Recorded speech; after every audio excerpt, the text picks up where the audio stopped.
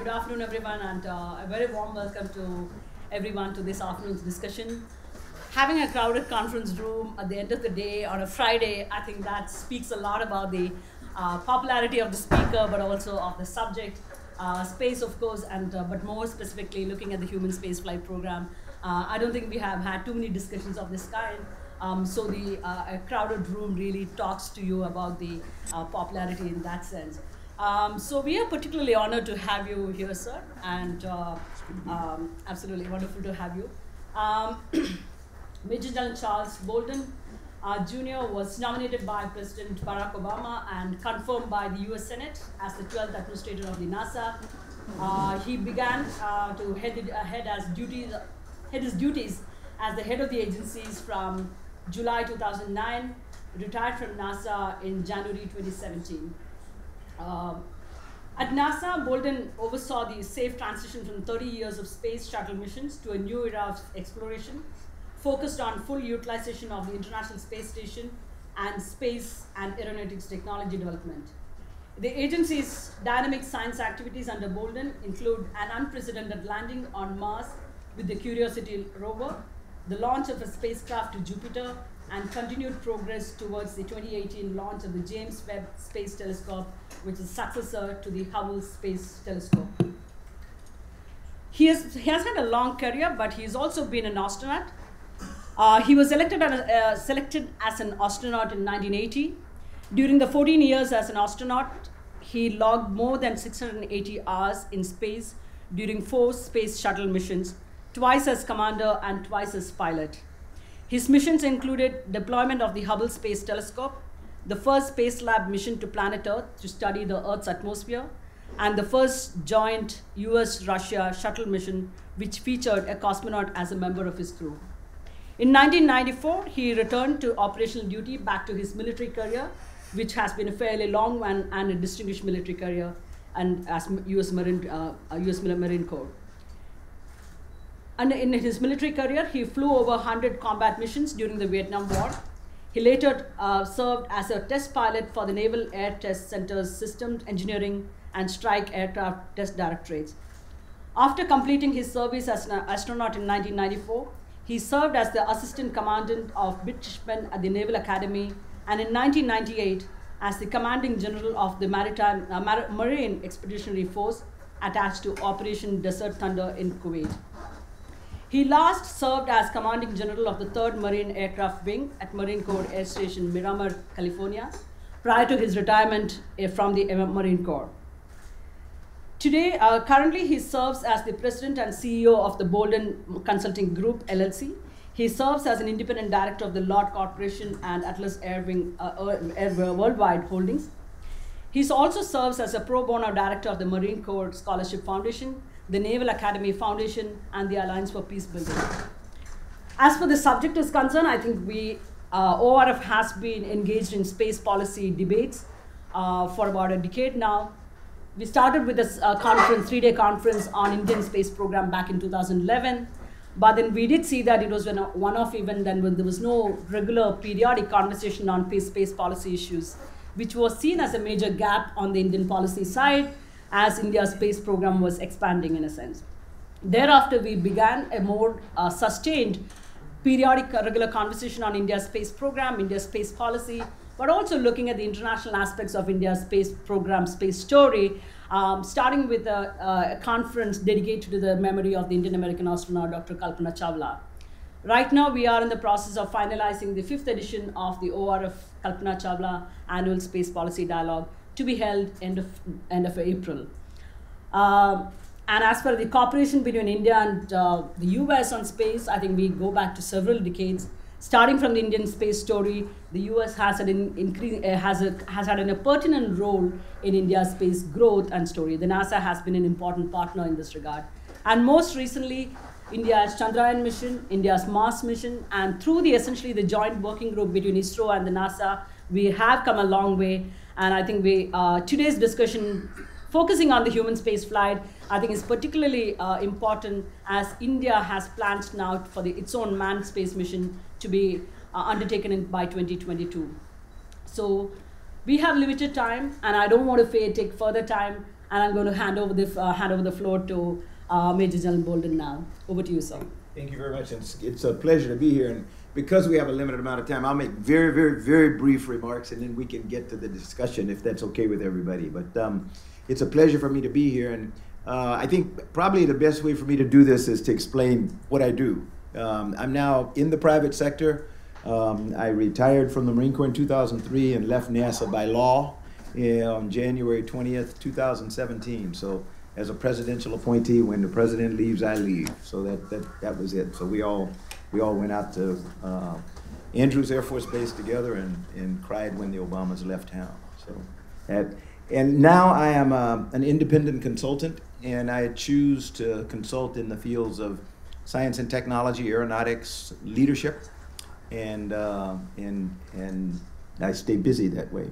I've been privileged to serve for about 8 months now as what we call in America a Department of State Science Envoy for Space, and that means that I get to go around at the State Department's expense and try to convince people that the U.S. is still open for business and we're a great place to partner with, and try to share some of the ideas that we have specifically about emerging ideas in space, particularly commercial space, since that's the way we're going in the U.S., and how we have managed to find success in public-private partnerships.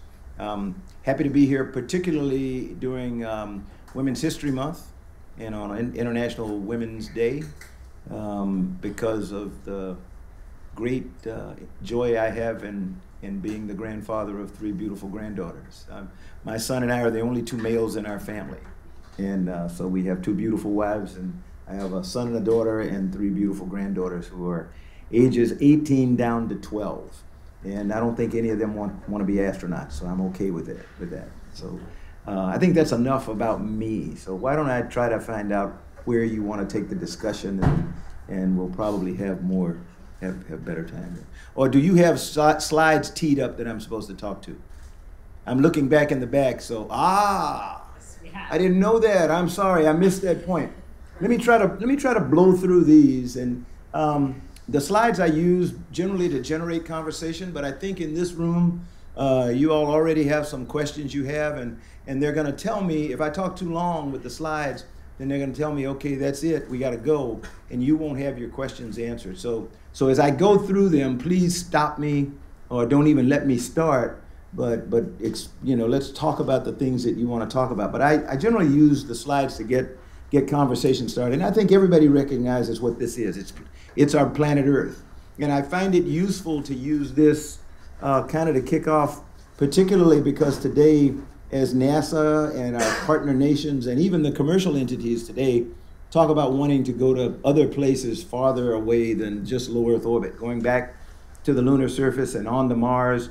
You have a person in the US who is really popular, particularly with the younger generation, Elon Musk, who talks about taking thousands of people at a time to Mars and colonizing.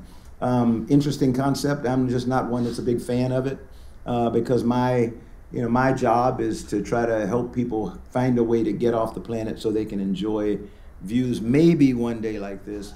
But more importantly to me now, since I like to encourage people to be storytellers and share their experiences with other people, I don't want anybody to follow Elon to Mars to die. So I want them to make it a round trip, come back. And I say that not only it's not in jest, because there was actually, over the last few years, we've had a number of different organizations that have talked about different approaches to traveling to Mars. There was one that I don't even know if it exists anymore called Inspiration Mars, and they recruited a large number of people who were interested in a one-way mission to Mars. And I always told people when I was with NASA, and I say now, our interest is in a round trip, and then I want you to come back and I want you to help me tell the story of what you experienced when you go there. One of the unique things about this image, and it's taken from a NASA spacecraft called Discover, that is a climate study satellite, and it sits about 1.5 million kilometers away from Earth. So we get this unique view, and we also get a very unique view of the backside of the moon, something that human beings on Earth never get a chance to see because of the dynamics between the moon's rotation on its axis and its revolving around Earth. So that's enough of that. Bring you down a little bit closer. And this is an image looking at a part of the world that some people find troublesome, but I always find amazing as to make a point. It is one of the most beautiful parts of the world from space. It is the Middle East, as most of you probably imagine or know. And so you can see the Nile River running up to the Nile River Delta and the Sinai Peninsula. And what you're looking at is a major portion of the planet. Western Saudi Arabia, northeastern Egypt, Israel kind of under the clouds, Jordan and everything. And my favorite point is to say, tell me where the countries begin and end. Because you find out that from the vantage point of space, there are no borders and no boundaries. And in fact, one thing that I discovered on my very first space shuttle mission for my own, and I had kind of gleaned it from looking at the images brought back by other astronauts, was the only demarcations in countries today are human-made.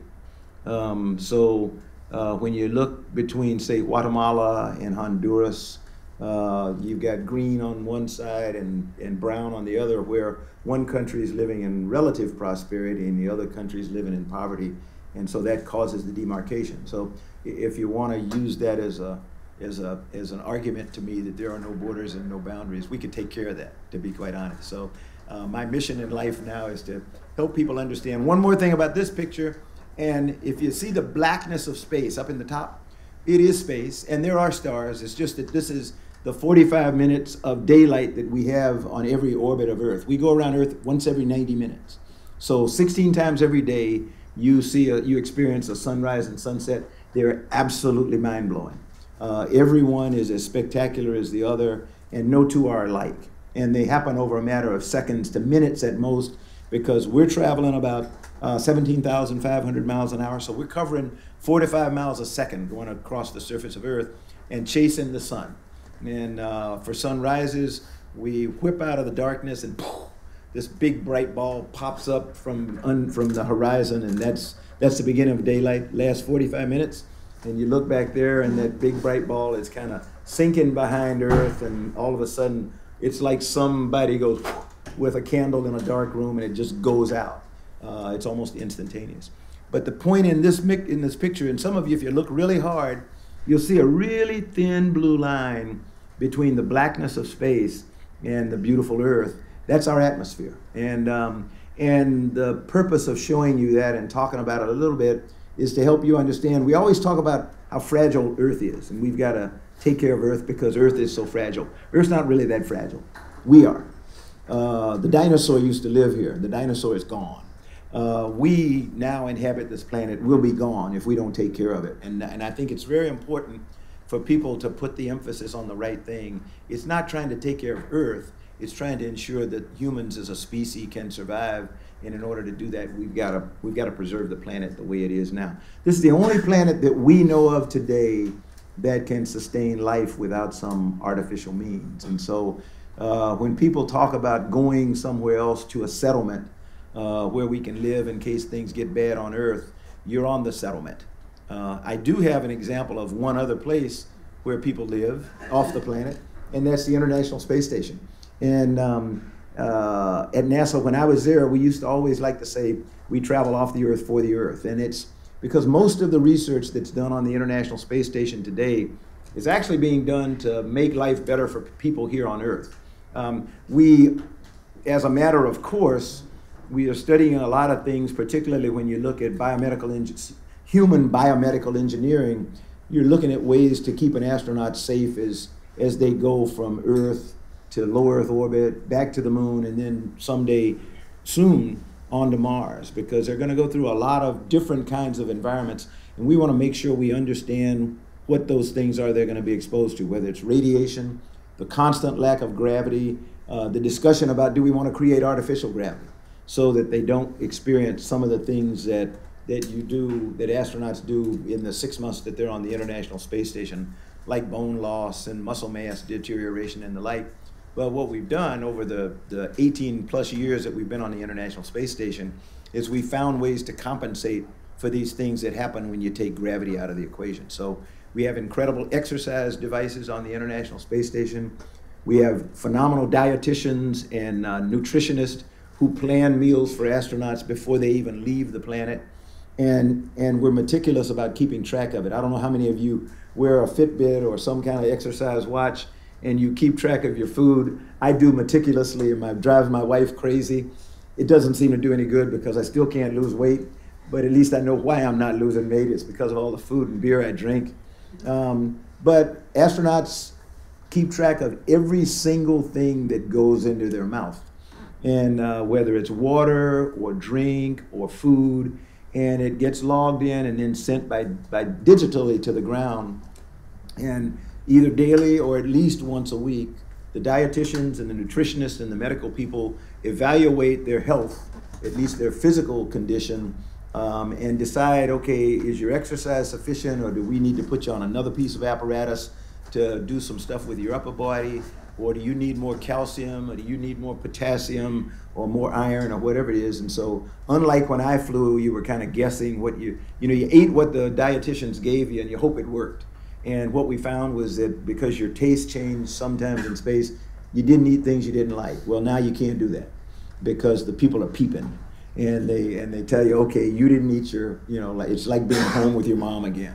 Eat your cauliflower or something like that. So that's kind of one of the things that we do. It's helping us understand how do we keep people nourished, and how do we keep the human body as healthy as it was when it left the planet, such that today most astronauts who go to space and spend 6 months living and working on the International Space Station come home and they're in at least as good a shape as they were when they left, if not better.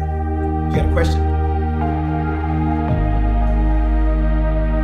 And this is just kind of shows you a little bit about what goes on the International Space Station today.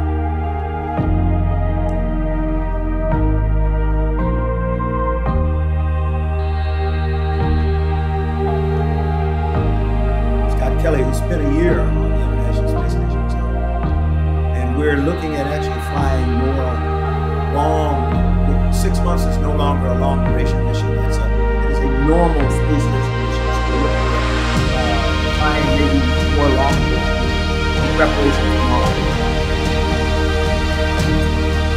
This is called ARAD. This is a treadmill. We've got bicycle odometer, rolling things, so a lot of exercise bicycle. First time we used 8 food to get produced in space. That was lettuce, cherry tomatoes, beans.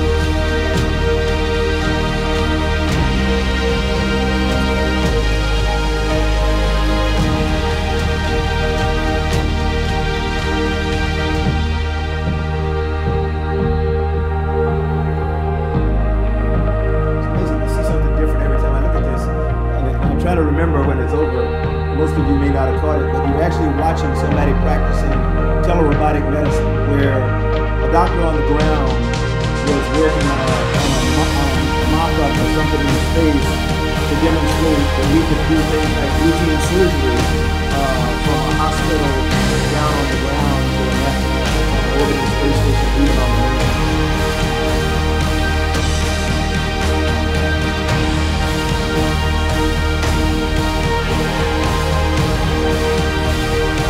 Enough of the advertising. You all can ask questions anytime you want. Yeah. General Bolden, my name is Christopher Cummins. I'm from the U.S. Embassy. Yeah, I know who you are. Everybody else does it. With the lifespan of the International Space Station sort of coming towards its end, what do you see kind of the next step? Yeah. And how do you see other nations coming together to cooperate? Great. As Chris mentioned, the International Space Station has been on orbit now for a little bit more than 18 years. And I'm not sure what we thought its life would be when we put it up there, but we've done the international partners in the space station program have now done engineering studies, and so we think station can survive until about 2028 or so. The agreement among the partners today is to go to 2024. So, and it doesn't belong to the U.S. The International Space Station belongs to 5 different organizations that jointly run it. Roscosmos from Russia, NASA from the US, Japan with JAXA, the European Space Agency, which in itself is 22 member nations, all of whom pay something, and then the Canadian Space Agency. So decisions about space station's future are made by that international group. What we would like to see done, and we've been talking about this for a couple of decades now, is getting commercial entities to replace what we currently do on the International Space Station, what we do as governments. And so NASA has started migrating to public-private partnerships. We started with, we were thinking about it, how do we do this, long before we ended shuttle. But what really pushed us was when we lost Columbia in 2003, in February 1st of 2003, when we also lost Kalpana Chawla who was a member of the Indian diaspora. We started thinking about, we need to really get serious about this, because if we're going to go to deep space, if we're going to go back to the moon and we're going to go on to Mars, shuttle cannot do that. It's not built for that. It's a low Earth orbiting vehicle. Its purpose is to get people in and out of space. And I would highly recommend to this group, since you're a think tank, go back someday and remind, some of the younger people in here have never heard of the STS. Some of the older people will remember the term STS. STS was the Space Transportation System. And you have to go all the way back to 1971, 1972, when the Apollo program was ending, and we were proposing the next endeavor to then President Nixon. And what was proposed to him was a three-pronged space transportation system. There would be some vehicle that we could use to routinely get people off Earth and into low Earth orbit, an orbiting platform, a station or something, where we could make things and we could assemble things and we could use it as a way station to then go on to the moon and Mars, and that vehicle would be an orbital transfer vehicle. And over time, we were told to pick. You got to start with one of them, and then you can figure out how to fund the rest. And so we decided on the obvious choice was shuttle, because if you didn't have some way to get to space, nothing else worked. And that was the end of the space transportation system. And after the Challenger accident, we actually stopped calling it the Space Transportation System, and we changed the name to Shuttle Transportation System. So I tell kids all the time they need to understand their history. Same thing for you all who are, think tankers. If you're going to talk about space, you need to go back and look at how we got here. It's really important for ISRO to look at the history of human space flight as they get ready to move into this endeavor and try to take advantage of the lessons learned and the things that people did wrong, because you don't have to make the same mistakes. There's no reason to do that.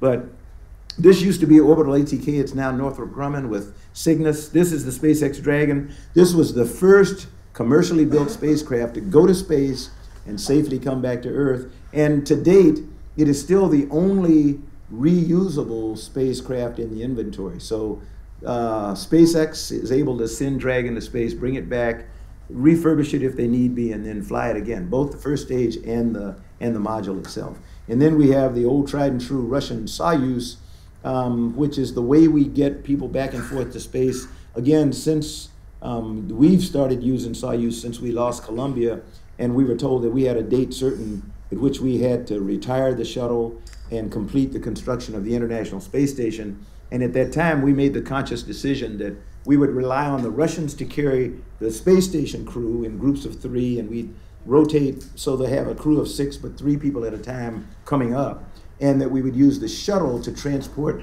the construction crews. And that's the way it was until we finally finished the shuttle. And then the Japanese cargo module, HTV, this one will hopefully fly this year. It's called the Dream Chaser by Sierra Nevada, a company out of Colorado. It was one of the competitors, but not a winner in the first round of commercial cargo. And then we had another round a couple of years ago, and they won in. So hopefully we'll start flying from them. They also are trying to develop a crew module, a crew version.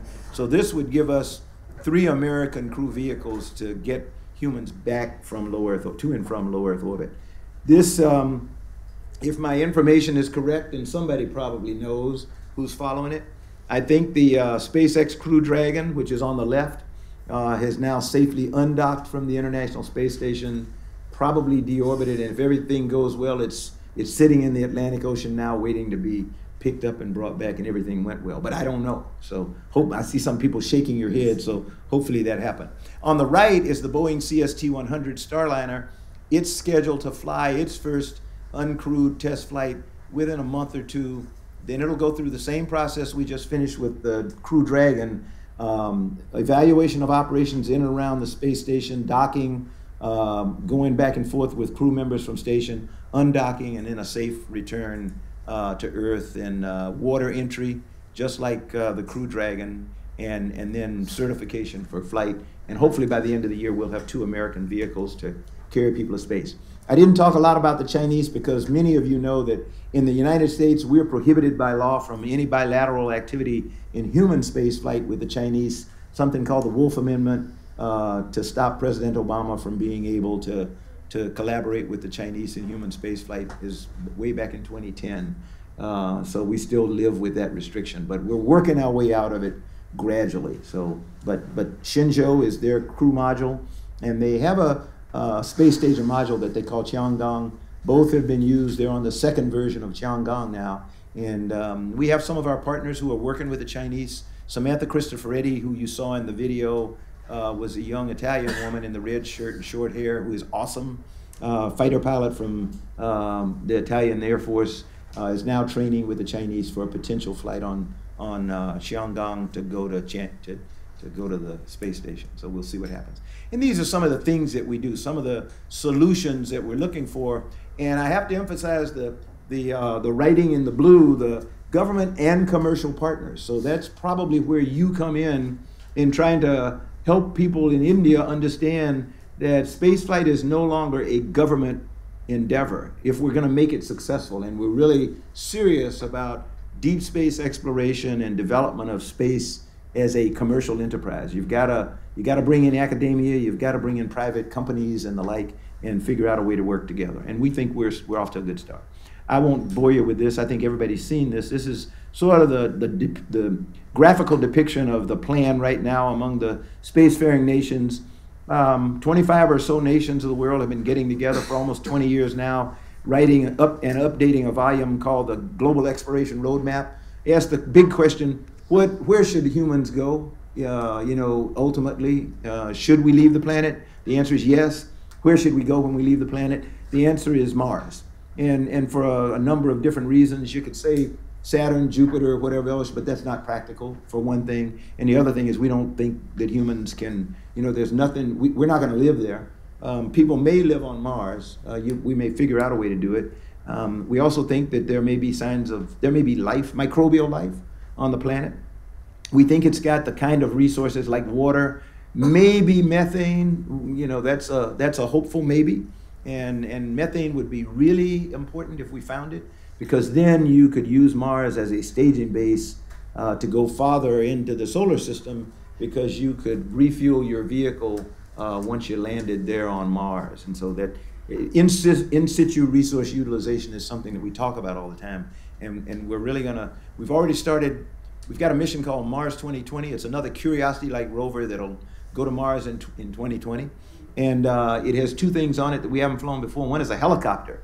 So we're going to actually demonstrate that Mars's atmosphere is thick enough, although it's not very thick, but we think it's thick enough to enable a rotary wing vehicle to fly. And it'll be a scout. It'll go out in front of the rover and help the scientists back here on Earth determine where they should program the rover to go the next day and the day after that and the like. Whereas with Curiosity, we generally have to rely on dated imagery or where it went today and other stuff like that.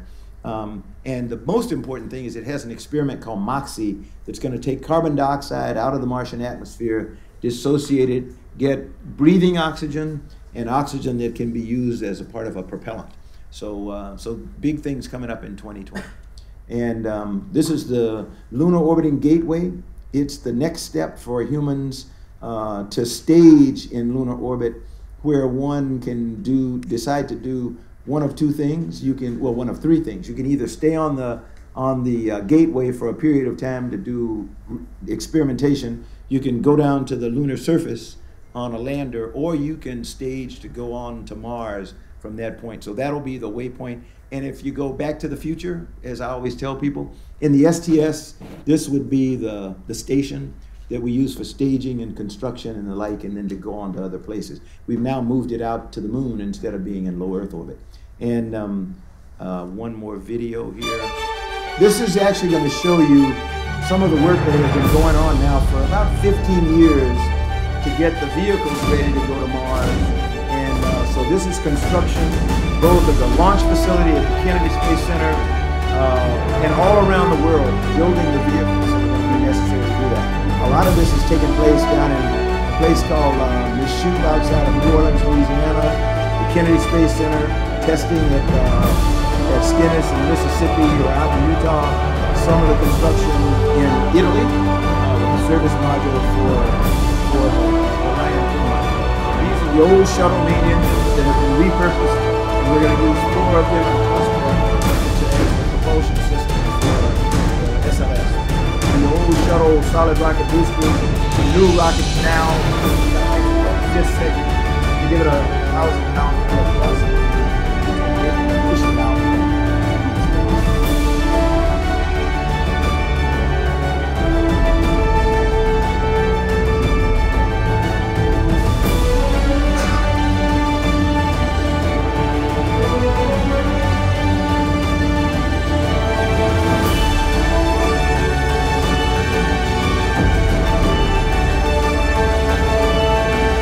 We actually flew Orion into space back in December of 2014, so a long time ago. And I had a very successful test flight. What you just saw, the Bialy immensity, that was the real Orion. That was looking out the window where a crew member was going to be sitting. So that's the view they would have of the ablative covering on the module as it comes back into the Earth, burning away and protecting the astronauts inside.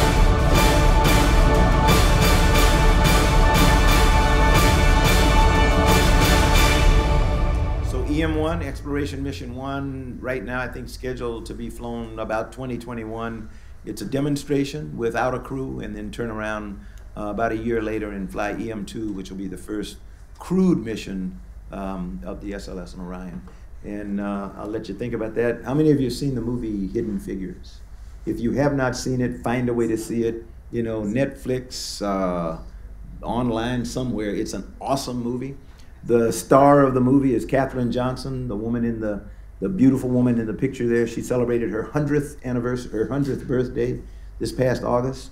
And most of us in NASA had never heard of Katherine Johnson until the first time I ever heard of her was when I went to West Virginia State University to deliver the commencement address in 2013 or something. And my speechwriter had, because West Virginia State is a historically black college in the US, and my speechwriter had written a couple of pages about Katherine Johnson.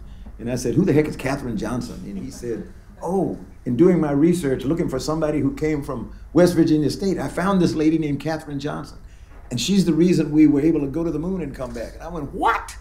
And so I read about her, and in the next year, President Obama presented her with the Presidential Medal of Freedom, and then the book came out, and the rest is history. So the Margot Lee Shetterly, who wrote the book, did not start out to write about women at NASA or about Katherine Johnson. She started out to write a book about her dad. Her father was an engineer at the Langley Research Center, and she got tired of hearing people say that NASA had no black engineers. And she knew that her father was an engineer, and so she wanted to write about her father and his fellow workers. And her mind only knew about women, about men. So it never occurred to her that she might come across a woman engineer. And in doing the research about her father, she found out about Katherine Johnson and the other women who were human computers, and chose to tell their story instead. And so that's how we got Hidden Figures. Yeah. Another thing, it's Hidden Figures is not about Katherine Johnson and the women. That's not what was hidden. It tells the story of how Katherine Johnson really got smart. Everybody was trying to figure out how she knew about the I don't know whether it was Atlas. I don't think it was Atlas Centaur. I forgot which rocket it was, but it had previously been an intercontinental ballistic missile, and the data was classified. And when they asked Katherine to figure out how to get this thing to the moon, they gave her some redacted material to read, and she said, I can't do anything with that. And they said, yeah, go figure it out. And she found out by holding it up to the light that she could read the Hidden Figures. So that's where the term Hidden Figures comes from. So. Okay, questions? Terrific. Yeah, absolutely. So I would first, can this commercial space cooperation be exploited for military purposes, given the fact that Russia's servers and Japan's HTV have already been launched on ISS? So can it be exploited? The purpose of commercial entities is to do business. And most commercial entities that do business with the civil space sector do business with the military sector. So if you look at a Boeing or a Lockheed Martin, Boeing and Lockheed Martin do work for NASA, strictly commercial civil space, and then they turn around and they do work with the Air Force, the space agencies and the like that are on the DoD side. So my expectation, I fully expect that SpaceX and Boeing, they'll sell services to anybody that wants to do it. And that's the real purpose, is to be able to allow civil organizations, business organizations, to create a capability of a transportation capability. And so, who's to say if a military organization needs to get to space, they can do the same thing NASA's doing. They can purchase the service, because we don't own the vehicles anymore. We purchase the service. The vehicles belong to SpaceX and Boeing, and Orbital ATK or Northrop Grumman and Sierra Nevada, and we go buy the service. Yeah. Cost a lot less. Yeah. Prashant. Sir, hi. Yeah. Sir, Prashant from the PTI. So India shares a robust space cooperation with US, Japan, and other members of the space agencies. Do you see India's participation in any of the activities at the International Space Station site? Couple of questions. One is NASA and ISRO have a long relationship. So we have collaborated in science and to a limited extent aeronautics for many decades. We have always encouraged ISRO to get engaged in some form of human space flight, even if it's just to fly experiments on and to the International Space Station.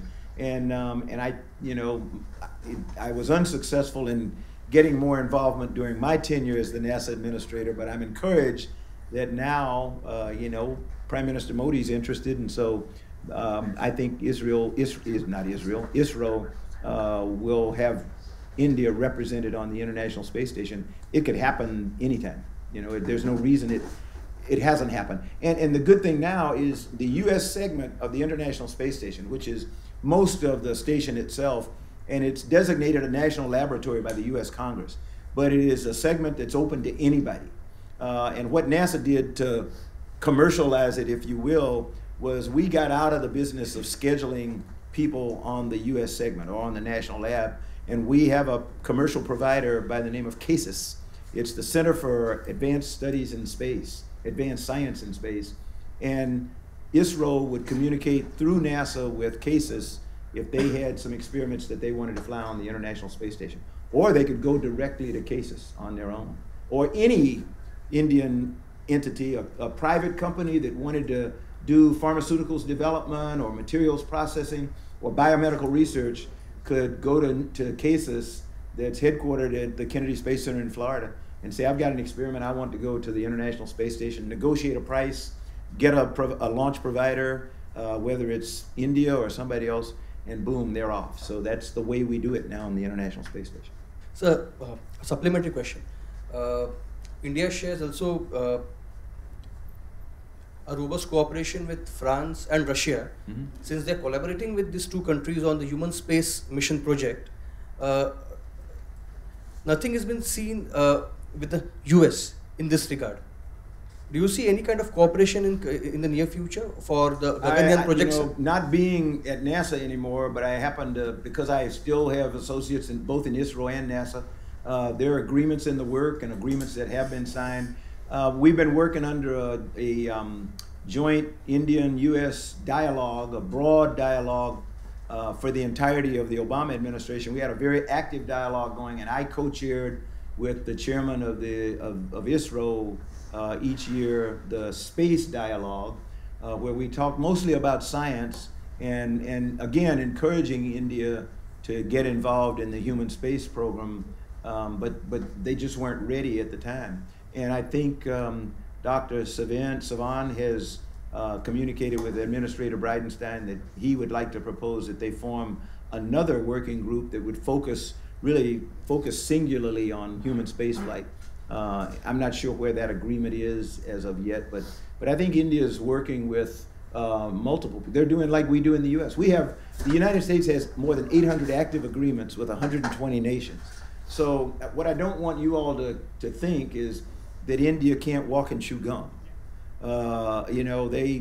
I think they're out looking to find out where's the best deal on training, who knows the most about whatever it is we want to do. And if they choose to do biomedical research with their astronaut cadre, you might find that one nation does that a little bit better than every. In the United States, we're proud to say we'll do anything you want us to do. We're experts in everything. We may not be the best, but don't ask us, because if you ask us, we're going to tell you we're the best. So we want you to fly with us. But in the end, if you're going to the International Space Station, you're going to become a part of the International Space Station family, and it's all going to be in the same laboratory. So I'm not bothered by it. Yeah. Thank you. Annette?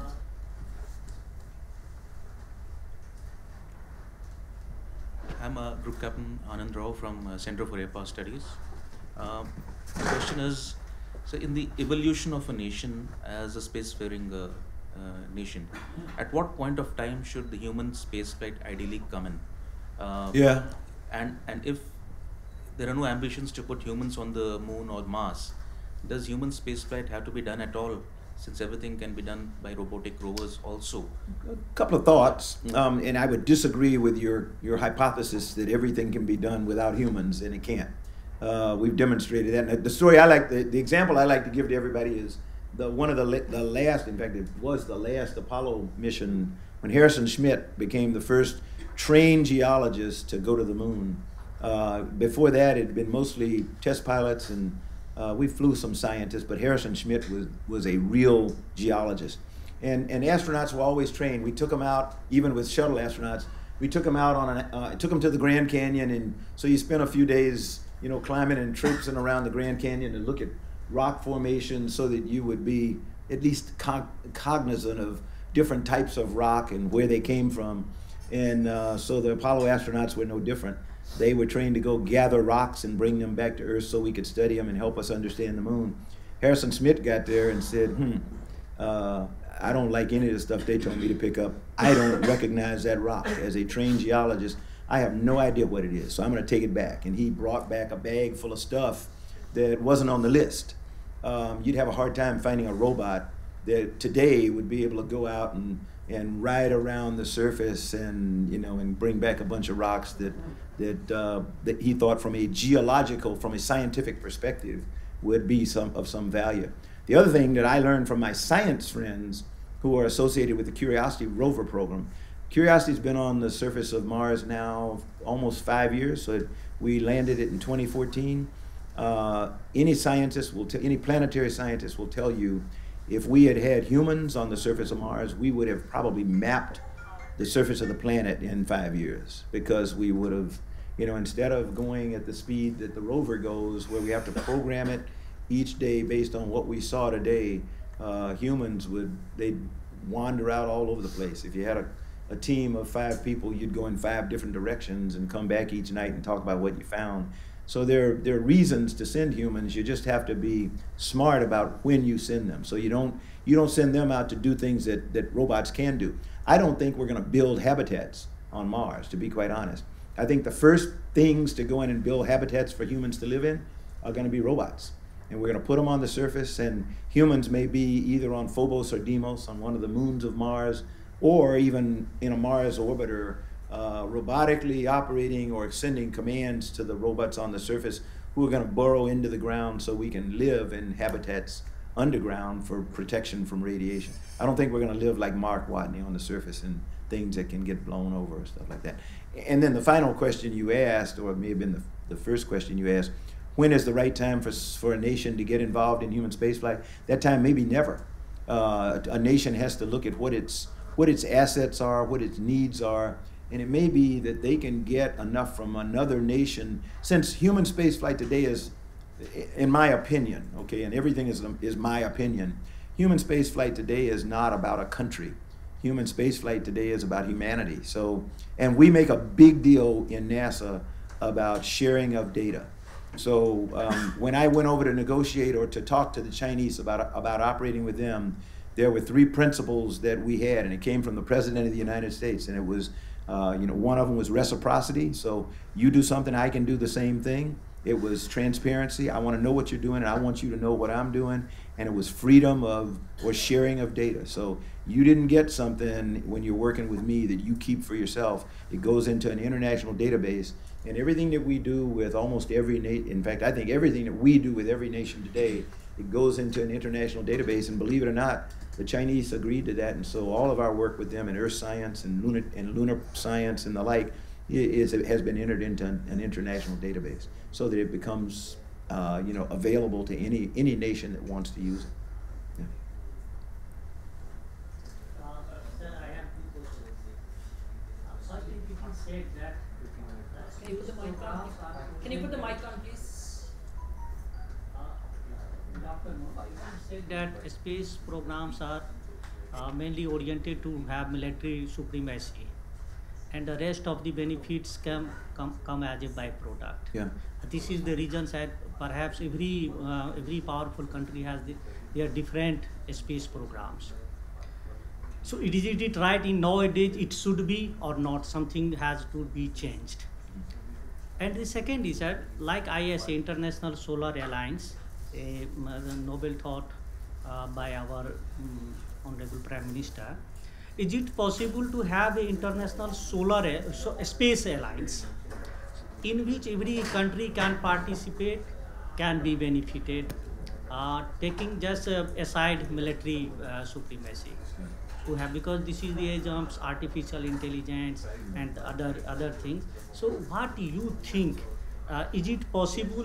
Is it benefited for all the humanity on the earth? I think anytime we engage in any research or experimentation or exploration, it benefits all of humanity. And the thing I said at the very beginning was when we have crews operating, and international crews operating on the International Space Station today, the one thing that everybody has in common is we're trying to figure out how to make life better for people to get back here on the planet. We're trying to look at water purification systems that enable astronauts to live in a self-contained, a closed-loop life support system, where you may say, okay, that's great, but that turns out to be the same closed-loop life support system that we put in some rural village, not village, in some rural town in the United States. Everybody wants to say, well, we're going to put it in rural Africa. So we have places in the United States that can use clean drinking water. So the kinds of technologies that we're developing on the International Space Station today are technologies that can benefit humans back here on the planet. I think to think about space only from the perspective of military dominance is to really shortchange humanity. I think if we believe that we've got to have an enemy in order to accomplish something, we may as well not even try. The reason that Apollo only lasted through Apollo 16 was because we had a geopolitical imperative when it got started. The United States invested more money in the Apollo program than it had ever invested in anything and invested since. And it was because of one reason. We had to beat the Soviets. We could not allow the Soviet Union. They scared the living crap out of us with Sputnik.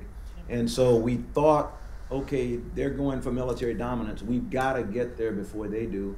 And we spent our way into it, and we won the space race. But the space race was won long before Neil Armstrong ever stepped foot on the moon. And so it was already, its demise was already in preparation when Neil and Buzz and Mike Collins came back and landed. And so you saw 2 Apollo missions canceled at the end when the US government said, we're just not spending any money anymore. Let's move to the next great thing. And that's when Shuttle was born. So we need to get out of, and this is me speaking, okay?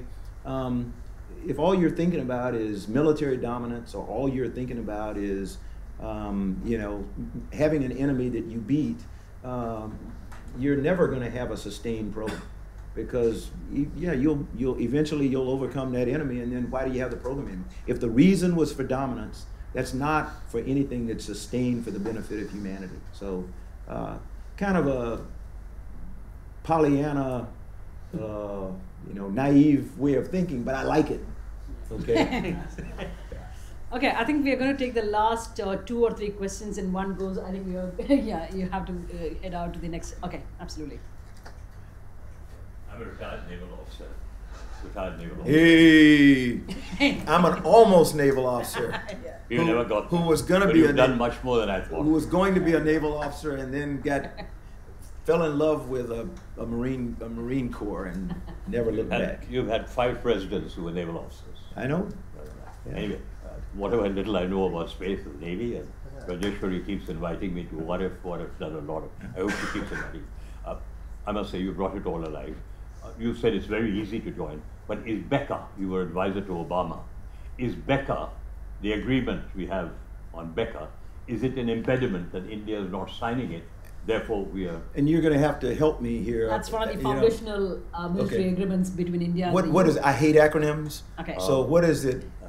Tell me what it's about. I don't know. So I may not be able to even come close to answering your question because I'm not familiar with it. Okay. I should know. Well, what we've been told, SISMOA, the foundational secure agreements, communications between the two sides. The United States expects you to sign the foundational agreements. Okay. The communication one we just signed. Yes. India always changes the wording. We don't like your wording. Finally America agrees. Yeah. So BECA is for cooperation in space. Okay. And I believe till we sign, but that's what I understand. Yeah. Till we sign BECA, it will not be. So therefore, I'll change my question that Modi met Elon Musk. And will that be a vehicle for India to enter the space, latest technology of the United States? And the second question, I did go to the Frankfurt control station of the thing. Yeah. Is there only, and they put me in a VIP stall, and they ordered the space crew. They came and they were waving out, and I looked around, so who the hell are they waving to? It's you in there. So is it the only control station, or there are many control No, stations? the one good thing about the International Space Station today is whereas in the beginning, when you worked with people in space, you either worked from Moscow or you worked from Houston. With the advent of the International Space Station and the formation of the conglomerate of nations, it depends on what you're doing. So if you're working in the gym, in the Japanese experiment module, you may be talking to the people in Tsukuba, outside of Tokyo. If you're doing experiments that are mainly controlled by the French, then you're talking to people in Toulouse or somewhere. So there are every member nation. When you talk about ESA, because it's 22 member nations, ESA's got control centers all over the place. And the other thing about it today is the space station crew members can actually talk to a scientist in his laboratory on a university campus. And that's what has happened with improvements in communications. Astronauts, as a matter of fact, unlike me, when I talked to my family, it was through a ham radio operator somewhere who lived close enough to my house to do a radio relay through ham radio. Astronauts on board the International Space Station today, most of them talk to their families every single day. They either do it through FaceTime or Skype or some other mechanism. So it's slow because it's not high-speed internet, but it is internet, and so it's different than the way it used to be. If India joined, we'd have a station in India. You could. If you were a part of the International Space Station community and you wanted to do something, you would. I visited with a small pharmaceutical development company in Israel, right outside of Tel Aviv, called Space Pharma, and today they are probably one of the foremost. I mean, when you compare them to like Merck and the big name pharmacies, they're a little startup company. And they communicate with the crew on board the station from their little laboratory right there outside of Tel Aviv. They don't talk to them unless they go through Houston, but they can communicate all the time as they do real-time operation of their pharmaceutical development device. Yeah. Allava. General Bolden, do you have any idea how much money did America spend before Alan Shepard was first sent into space? I don't, to be quite honest. I don't have a clue. Probably not a lot. You're talking about on space itself? On human space. The big spike in human space flight came when President Kennedy decided, right after Alan Shepard flew, as a matter of fact. I think we had flown twice. And we didn't even know whether it was going to work. And President Kennedy made the bold move. I think that the thing that was so great about Apollo was he took a data point of 1 or 2 and he finished out the graph. And he said, we're going to the moon. And it wasn't I mean, I recommend to you, if you're interested in, I'm a big fan of history. Go online and go to the Kennedy Library and just put in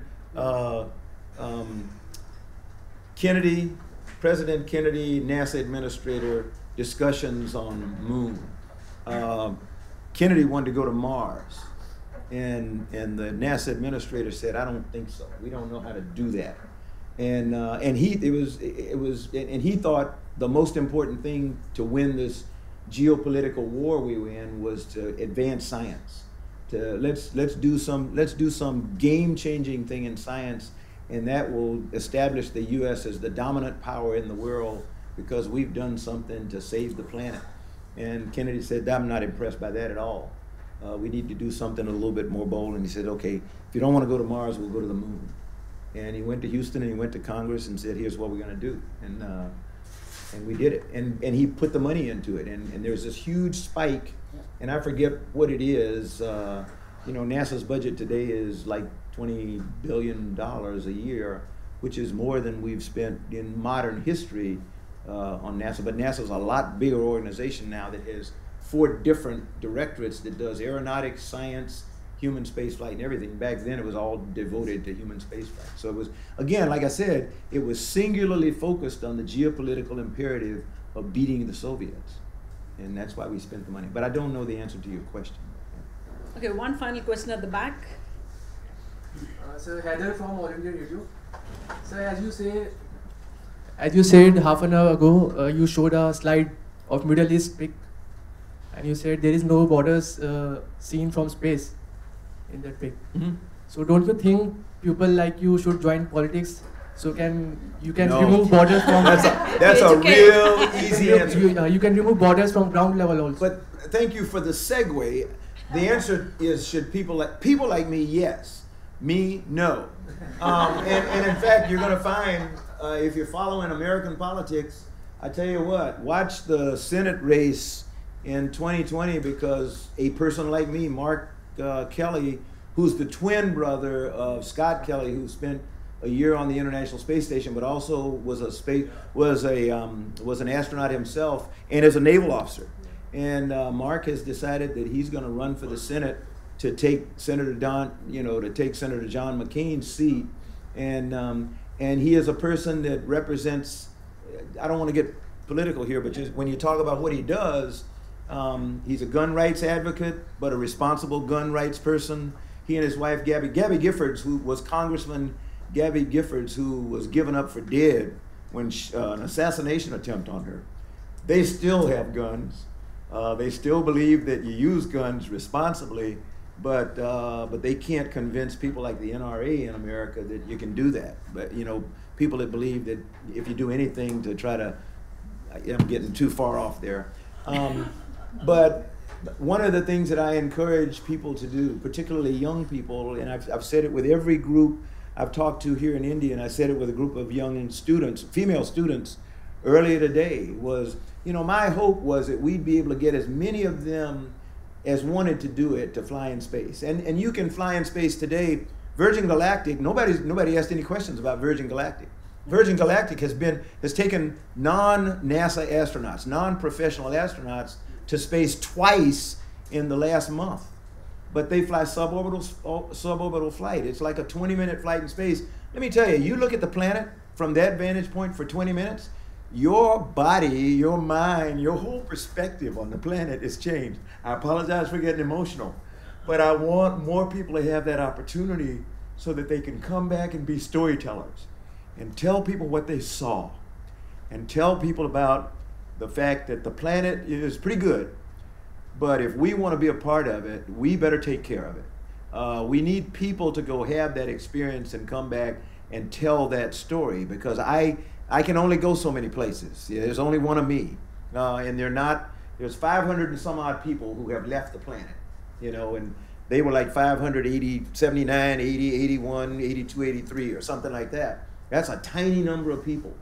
So we need to have thousands of people who have left the planet who can talk some sense into all of us and get people to stop thinking about military uses of war and think about the value of exploration so that we can make this planet a better place on which to live. If we can feed people and give them clean drinking water, the borders all of a sudden disappear. You know, we make these borders because some people have and some people don't. That's the basic cause of war. I've been there, done that. You feed people and you get them clean drinking water and a decent living, and there's no reason to go to war. Show me a conflict that came about because two rich people wanted to do something. Yeah, I got carried away. Okay. Thank you, General Bolden. Thank you all very much. And I will say one last thing. You know, thanks for giving me the opportunity to come to a forum like this, because I was told that you are a think tank. And so I want you to think. And then when you think, I want you to tell your story. I want you to go out and tell people, if you believe, like I do, that ISRO ought to be involved in human spaceflight, or India ought to be through ISRO, then you need to tell them that, and you need to support them. And it ain't free. That's the other thing. But the one important thing is you've got to help them understand also, one of the biggest stumbling blocks if you're going to get into human spaceflight is to have the human spaceflight community pit themselves against the scientific community, because they need each other. NASA is incredibly fortunate now in that they have the head of the Science Mission Directorate is a former professor from the University of Michigan by the name of Thomas Zurbuchen. And he was like magic when he came in, because he's passionate about students and telling stories, and he has helped all of us, me and other people, understand the reason you send humans to space and the reason that you let humans do things is to advance science. And the reason that we advance science is so that we can sustain humanity. You know, we are interconnected, and so you've got to help people understand that no, ISRO should not focus on human spaceflight at the peril of science, nor should they focus on science at the peril of human spaceflight. You can figure out a way to do both, to do them together. Thank you all very much.